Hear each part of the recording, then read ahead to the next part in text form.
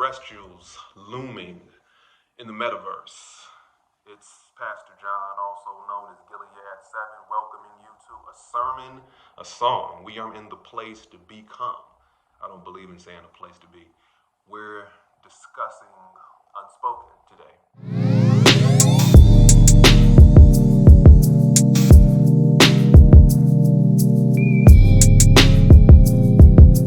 So this song is grappling with this thing that we do, and this thing being, well, we've been given these terminologies, these racial terminologies, Black, white, Hispanic, Latinx, Indigenous, Native American, etc., race and race-related terms, and sometimes we think that we came out the womb with them. And even with all that philosophy of race has done to, and not only philosophy of race, several types of critical theory has gone and argued that, well, these are all social constructions. Sometimes we forget that. And this song is posing the question in a conversation with the ancestor prophet Noble Drew Ali, posing a conversation and questioning, well, what does it mean to take the labels that were provided via colonization and run with them, as opposed to deconstructing them in movements that privilege ideas of race as means of liberation.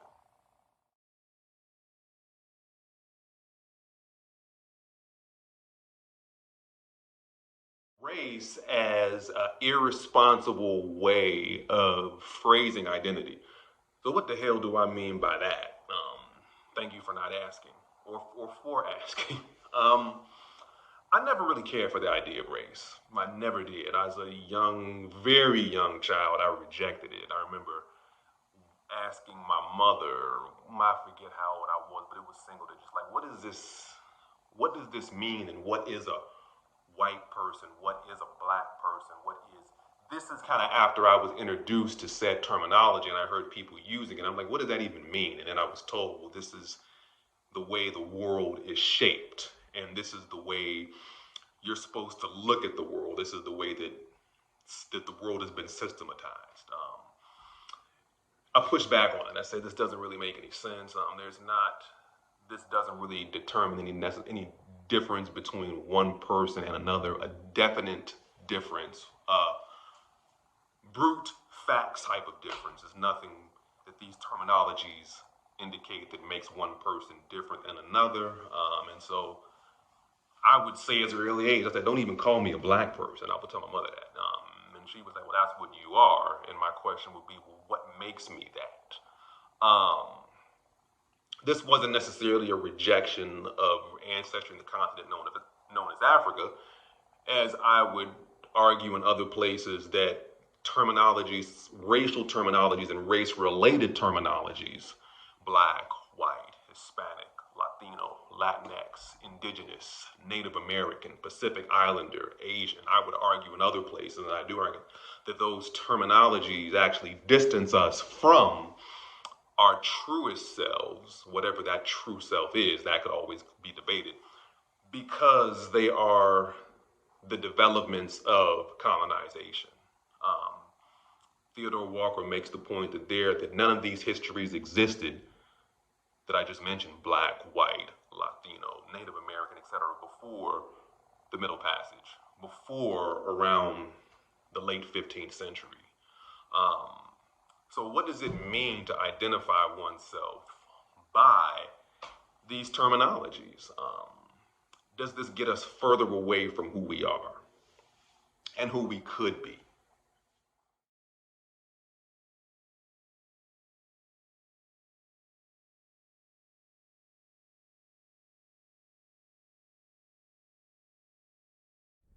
Before Jackson, before rabid, flesh-hunting Carolinians came, we were fluid and raceless, Igbo, Dahomey, Ga, Hausa, Yoruba. We were U and Dogon, farmers teaching hunters, clans expanding. We were Miccosukee, Tallahassee, Muskogee, allies and kinfolk, before they called us mulatto, mestizo, musty, Negro, stolen property, Creek. Before Jackson. So notions of race, notions of systematic colonizing identity displaces Aztec, displaces Yoruba, displaces Mendi, displaces nation name, displaces Aneyunwia, displaces these names and gives us the identities of the colonizer, that the colonizers shaped. Not to say that in those re-identifications, we haven't taken those and made them our own. But the question is the residue that race and race-related identities hold ever erased? And is there true liberation in notions of race? My mother was never really too huge on identity. To her, most of her identity was wrapped around the colonial concept of blackness. And my father's was as well. My mother's roots are in the South, coming to Chicago from Mississippi and Arkansas. Her family did. She was born in Chicago, lived in the South for a little bit, then came back to Chicago when my grandmother immigrated from Arkansas to Chicago. That was kind of her identity.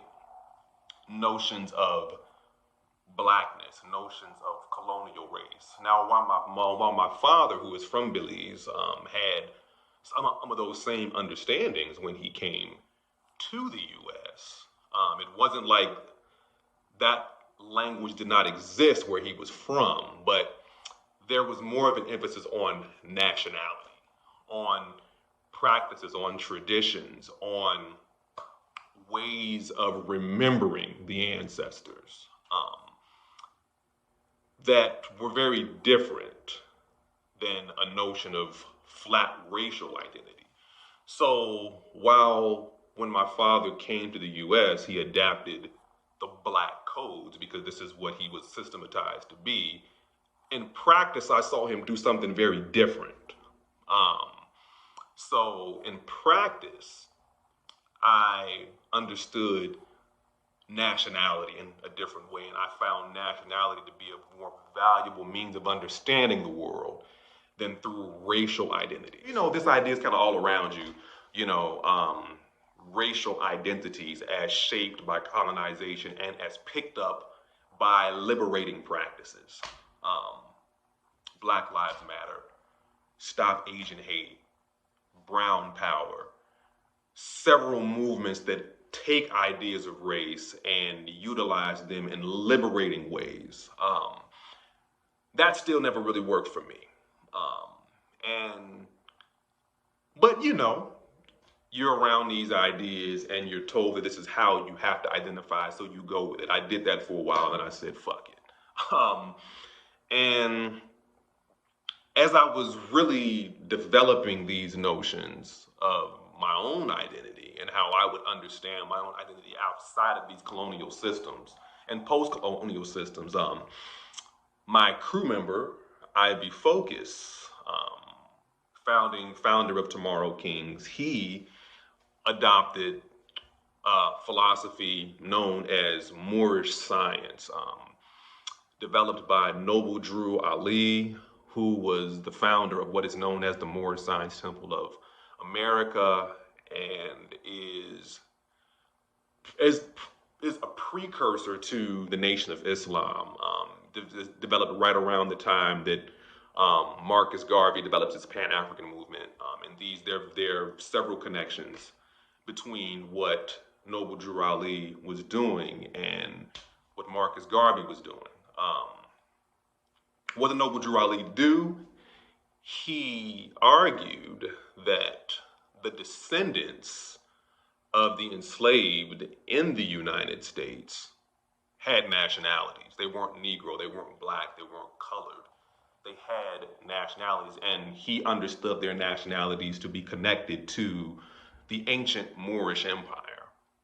So he's articulating a nationality, and nationalities, I would also say, as opposed to racial identities, which for him were legally demeaning.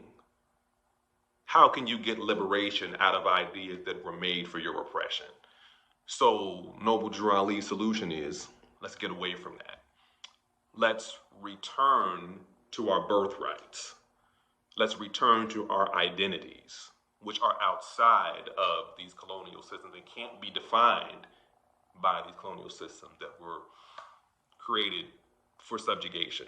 So you're not Negro, you're not Black, you're not color, you're not Latino, you're not Native American, you're not indigenous, but you have national names. Drew Ali argues that the only way entities can gain respect amongst the nation of the world is to identify by their national names.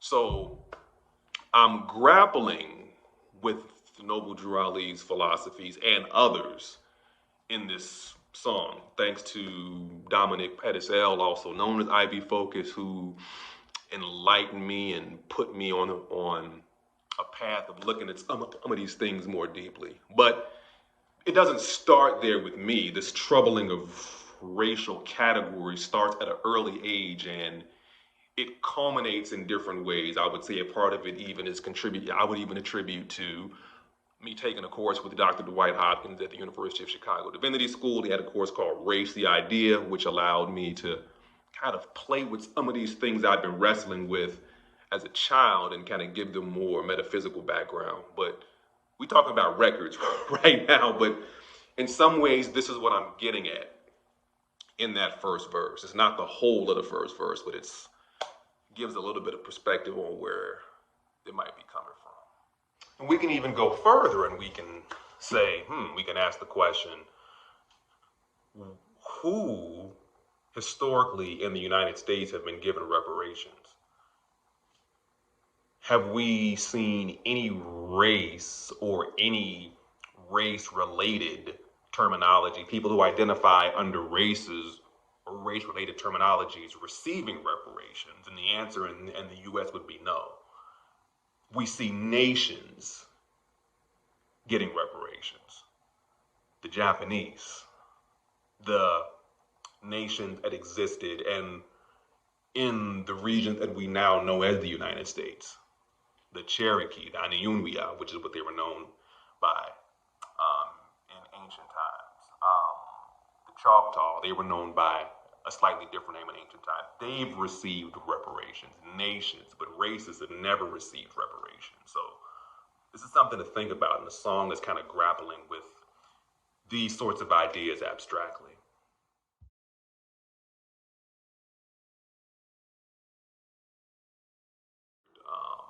This song showcases two ancestors speaking to me. One being my biological ancestor, my grandfather, and the other a conceptual ancestor, Noble Drew Ali. So Noble Drew Ali is speaking to me and getting me on game in the first verse, and in the second verse, my grandfather is doing the same thing.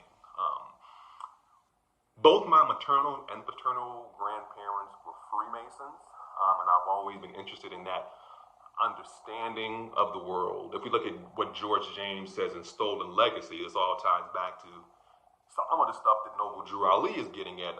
George James tells us that the Moors were the custodians of the ancient Kemetic culture.